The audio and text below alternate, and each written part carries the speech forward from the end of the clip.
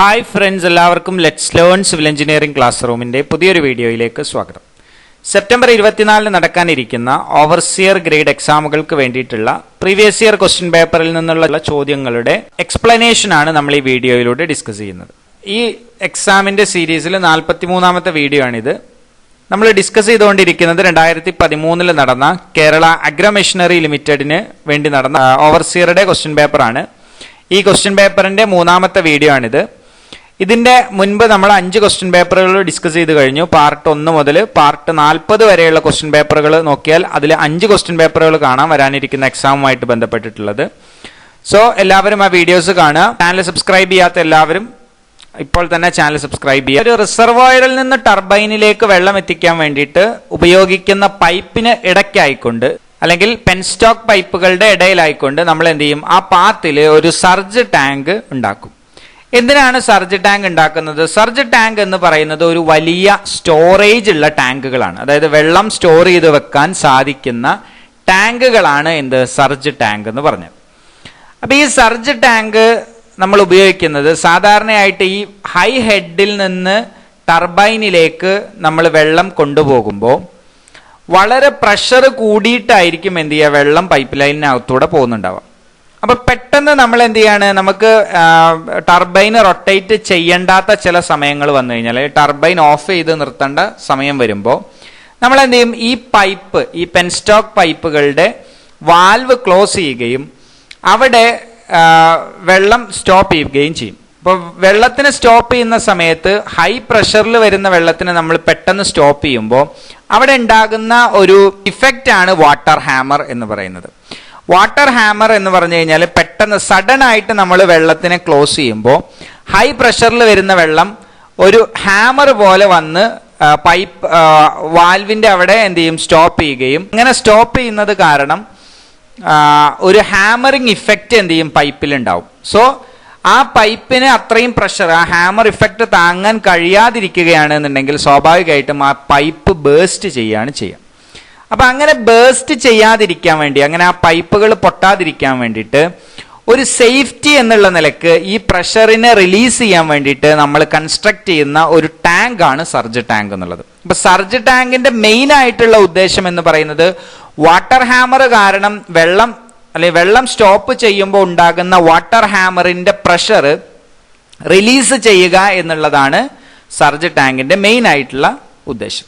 എന്നാൽ surge tank water hammer pressure release ചെയ്യാൻ വേണ്ടി മാത്രമല്ല ഉപയോഗിക്കുന്നത്, മറ്റു പല ആവശ്യങ്ങൾക്ക് ഉപയോഗിക്കാറുണ്ട്. ഇപ്പോൾ ഉദാഹരണത്തിന് റിസർവോയറിൽ വെള്ളത്തിന്റെ എമൗണ്ട് വളരെ കുറവാണ് എന്നുണ്ടെങ്കിൽ നമ്മൾ സർജ് ടാങ്കിലുള്ള വെള്ളം ഉപയോഗിച്ചുകൊണ്ട് ടർബൈൻസ് റൊട്ടേറ്റ് ചെയ്യാറുണ്ട്. അപ്പൊ സർജ് ടാങ്ക് ഉപയോഗിക്കുന്നത് വാട്ടർ ഹാമർ കാരണം പെൻസ്റ്റോക്ക് പൈപ്പുകളിൽ ഉണ്ടാകുന്ന പ്രഷർ റിലീസ് ചെയ്യാന്നുള്ളതാണ് സർജ് ടാങ്കിന്റെ പ്രൈം ആയിട്ടുള്ള യൂസ്.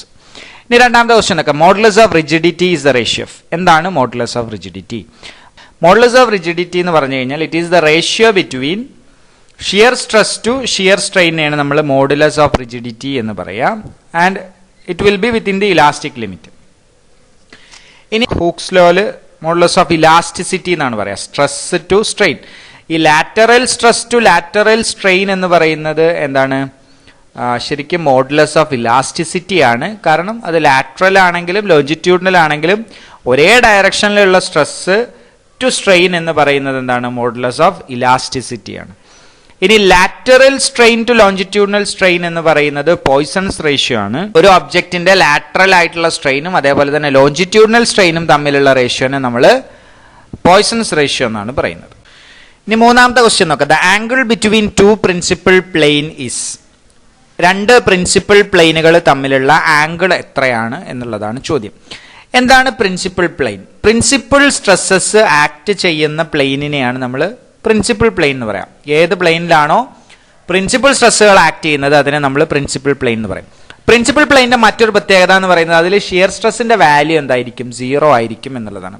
അപ്പൊ ഇതിന് മുമ്പത്തെ ചില ക്വസ്റ്റ്യൻ പേപ്പറിൽ ചോദ്യം കണ്ടിട്ടുണ്ട്, ഏത് പ്ലെയിനിലാണ് ഷിയർ സ്ട്രെസ് 0 ആയിട്ടുള്ളത് എന്ന്. അപ്പൊ ഷിയർ സ്ട്രെസ് 0 ആവുന്ന പ്ലെയിനുകൾ ആണ് എന്ത്, പ്രിൻസിപ്പൽ പ്ലെയിൻ എന്ന് പറയുന്നത്.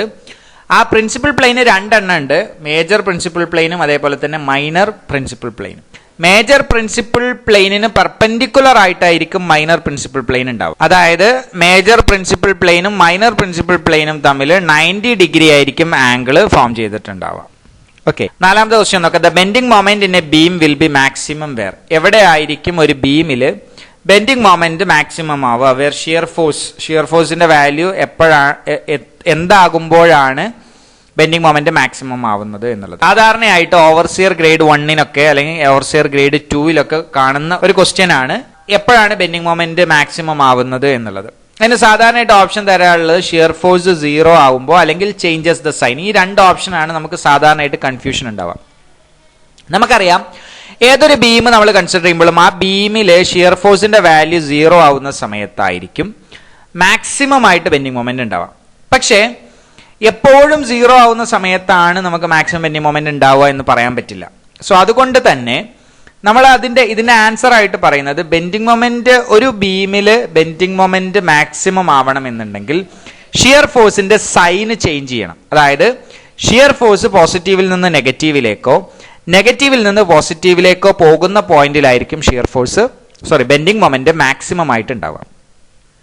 പക്ഷെ ഈ ഓപ്ഷനിൽ ചേഞ്ചസ് ദ സൈൻ അല്ലെങ്കിൽ shear force changes the sign എന്നൊരു ഓപ്ഷൻ ഇല്ല, മറിച്ച് ഷിയർ ഫോഴ്സ് 0 എന്നാണ് ഉള്ളത്. അതുകൊണ്ട് നമുക്ക് എന്ത് ചെയ്യാം, ഇതിന്റെ ആൻസർ എ ആയിട്ട് കൊടുക്കാം.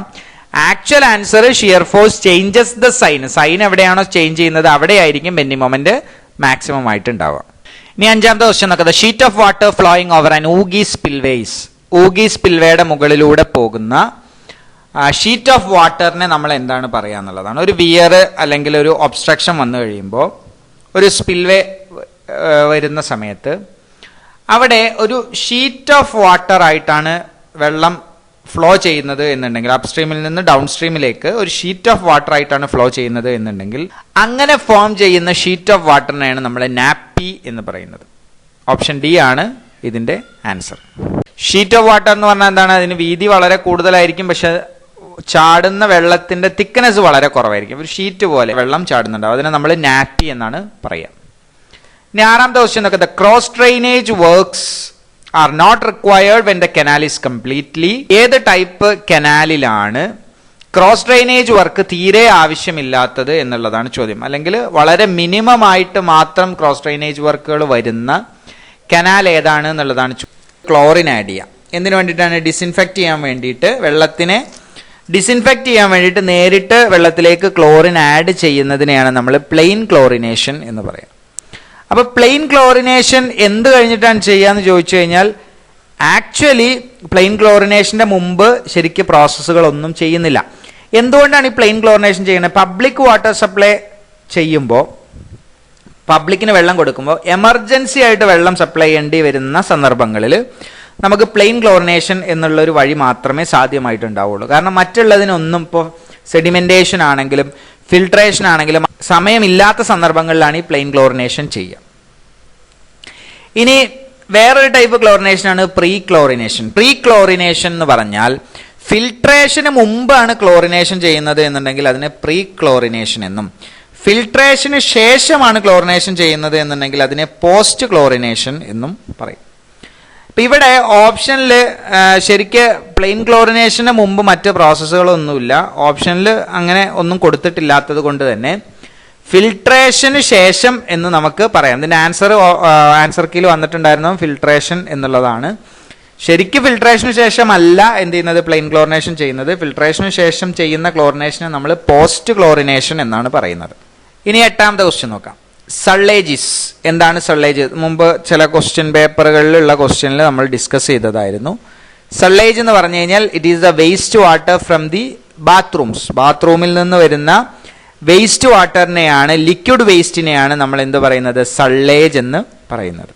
അപ്പൊ ആൻസർ ഓപ്ഷൻ സി ആണ്, waste water from the bath. ഒൻപതാമത്തെ question. Anti siphonage pipe need not be provided in. Anti siphonage pipe provide ചെയ്യേണ്ടാത്തത് എവിടെയാണ് എന്നുള്ളതാണ് ചോദ്യം. ഇതിന്റെ ആൻസർ സിംഗിൾ സ്റ്റോറി ബിൽഡിംഗ് ആണ്. സാധാരണയായിട്ട് ഒറ്റ നില മാത്രമുള്ള ബിൽഡിങ്ങുകൾക്ക് അവിടെ കൊടുക്കുന്ന ബാത്റൂമിന് നമ്മൾ എന്ത് ചെയ്യാറില്ല, ആന്റി സൈഫണേജ് പൈപ്പ് കൊടുക്കാറില്ല, മറിച്ച് വെന്റ് പൈപ്പ് കൊടുക്കാറുണ്ട്.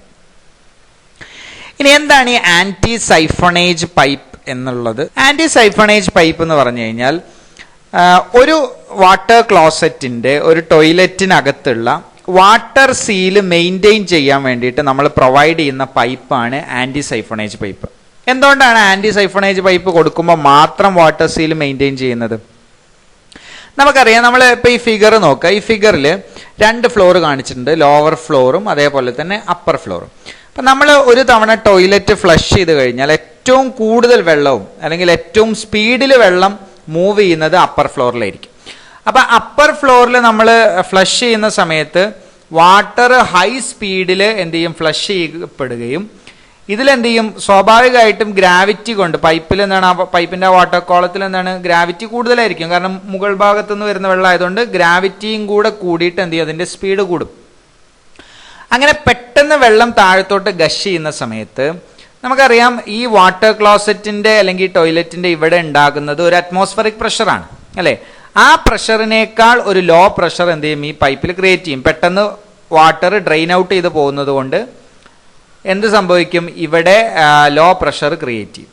അങ്ങനെ ലോ പ്രഷർ ക്രിയേറ്റ് ചെയ്ത് കഴിഞ്ഞാൽ ഹൈ പ്രഷർ കുറഞ്ഞ സ്ഥലത്തേക്ക് ഇവിടെ ഉള്ള വെള്ളത്തിന് സക്ക് ചെയ്യപ്പെടും. അപ്പോൾ ടോയ്ലറ്റിൽ ആ വാട്ടർ സീല് മെയിൻറ്റെയിൻ ചെയ്തിട്ടില്ലെങ്കിൽ, നമുക്കറിയാം വാട്ടർ സീല് മെയിൻറ്റെയിൻ ചെയ്തിട്ടില്ലെങ്കിൽ ആ ഡ്രെയിനേജ് പൈപ്പിലുള്ള ഫൗൾ സ്മെല്ല് എന്ത് ചെയ്യും, പെട്ടെന്ന് നമ്മുടെ ടോയ്ലറ്റിനകത്തോട്ടും ആ ടോയ്ലറ്റിൽ നിന്ന് നമ്മുടെ വീടിനകത്തോട്ടൊക്കെ പരക്കാനുള്ള സാധ്യത ഉണ്ട്. സോ അതുകൊണ്ട് നമ്മൾ എന്ത് ചെയ്യും, ഇങ്ങനെ ഈ ഒരു പ്രഷർ ഡിഫറൻസ് വരുന്ന സ്ഥലത്ത് അല്ലെങ്കിൽ പ്രത്യേകിച്ച് അപ്പർ ഫ്ലോറിൽ ടോയ്ലറ്റിൻ്റെ അവിടെ ഉണ്ടാകുന്ന അറ്റ്മോസ്ഫറിക് പ്രഷറും അതേപോലെ തന്നെ പൈപ്പിൽ വെള്ളം ഫ്ലഷ് ചെയ്യുന്നത് കാരണം ഉണ്ടാകുന്ന ലോവർ പ്രഷറിനെയും ബാലൻസ് ചെയ്യാൻ വേണ്ടിയിട്ട്, അല്ലെങ്കിൽ ആ ലോവർ പ്രഷർ വരുന്ന റീജിയണിൽ പെട്ടെന്ന് അറ്റ്മോസ്ഫറിക് പ്രഷർ ബാലൻസ് ചെയ്യാൻ വേണ്ടിയിട്ട് ആ പൈപ്പിനെ എന്ത് ചെയ്യും, ഒരു പൈപ്പായിട്ട് കണക്ട് ചെയ്തിട്ടുണ്ടാവും.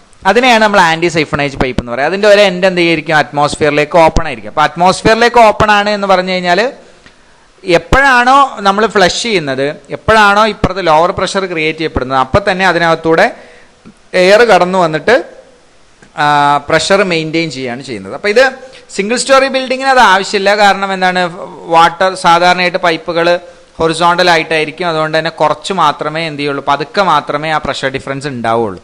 പക്ഷെ അപ്പർ ഫ്ലോറിലാവുമ്പോൾ എന്ത് ചെയ്യും, പെട്ടെന്ന് വാട്ടർ ഗഷ് ചെയ്ത് പോവുകയും അവിടെ ആ പ്രഷർ വേരിയേഷൻ കൂടുതലായിട്ട് വരുമ്പോൾ വാട്ടർ സീലിനെ സക്ക് ചെയ്തെടുക്കാനുള്ള സാധ്യതയാണ്. അങ്ങനെ വാട്ടർ സക്ക് ചെയ്ത് പോയി കഴിഞ്ഞാൽ സ്വാഭാവികമായിട്ടും അതിന് ആ ഡ്രെയിനേജ് പൈപ്പിലൂടെ ഫൗൾ ഗ്യാസസ് ടോയ്ലറ്റിനകത്തേക്ക് പ്രവേശിക്കും. സോ അത് ഒഴിവാക്കാൻ വേണ്ടിയിട്ടാണ് എന്ത് ചെയ്തിരിക്കുന്നത്, ആൻറ്റി സൈഫണേജ് പൈപ്പ് പ്രൊവൈഡ് ചെയ്തിട്ടുള്ളത്. ഇനി 10ാമത്തെ question okay, talus is the soil transported by. Talus എന്ന് പറഞ്ഞ സോയില് എന്തുകൊണ്ടാണ് ട്രാൻസ്പോർട്ട് ചെയ്യുന്നത്? നമുക്കറിയാം, സോയിൽ പല രീതിയിൽ എന്ത് ചെയ്യാറുണ്ട്, ട്രാൻസ്പോർട്ട് ചെയ്ത് പോകാറുണ്ട്. ഗ്രാവിറ്റേഷൻ കൊണ്ടോ വാട്ടർ കൊണ്ടോ ഗ്ലേഷ്യേഴ്സ് കൊണ്ടോ വിൻഡ് കൊണ്ടോ ഒക്കെ എന്ത് ചെയ്യാറുണ്ട്, സോയിൽ ട്രാൻസ്പോർട്ട് ചെയ്ത് പോകാറുണ്ട്. ടാലസ് എന്ന് പറഞ്ഞ സോയിൽ ട്രാൻസ്പോർട്ട് ചെയ്യുന്നത് ഗ്രാവിറ്റേഷണൽ ഫോഴ്സ് കാരണമാണ്. അപ്പോൾ എന്താണ് ഈ ടാലസ് എന്ന് പറഞ്ഞ സോയിൽ? ഇപ്പോൾ ഒരു മൗണ്ടൈനസ് റീജിയണിലൊക്കെ മൗണ്ടൈനസ് റീജിയണിൻ്റെ മുകളിൽ മോയ്സ്ചറിൻ്റെ വേരിയേഷൻ കാരണം സോയിൽ ലൂസ് ആവുകയും ആ ഗ്രാവിറ്റി കൊണ്ട് തന്നെ എന്ത് ചെയ്യും, ആ സോയിൽ ട്രാൻസ്പോർട്ട് ചെയ്ത് താഴത്തോട്ട് മൗണ്ടൈൻ്റെ താഴത്തോട്ട് വന്ന് ഡെപ്പോസിറ്റ് ചെയ്യുകയും ചെയ്യും. സോ അങ്ങനത്തെ സോയിലുകളാണ് എന്ത്, ടാലസ് അല്ലെങ്കിൽ കൊളൂവിയൽ സോയിൽ എന്നൊക്കെ നമ്മൾ പറയും. സോ ഈ സോയിൽ ട്രാൻസ്പോർട്ട് ചെയ്യപ്പെടുന്നത് അതിൻ്റെ എന്താണ്, ആ മുകളിലുള്ള സോയിൽ ലൂസ് ആകുമ്പോൾ ആ ഗ്രാവിറ്റേഷണൽ ഫോഴ്സ് കാരണം താഴത്തോട്ട് വന്ന് ഡെപ്പോസിറ്റ് ചെയ്യണം. ഓക്കെ, അപ്പോൾ ഈ ഭാഗം എല്ലാവർക്കും മനസ്സിലായെന്ന് വിചാരിക്കുന്നു. Thank you for watching the video.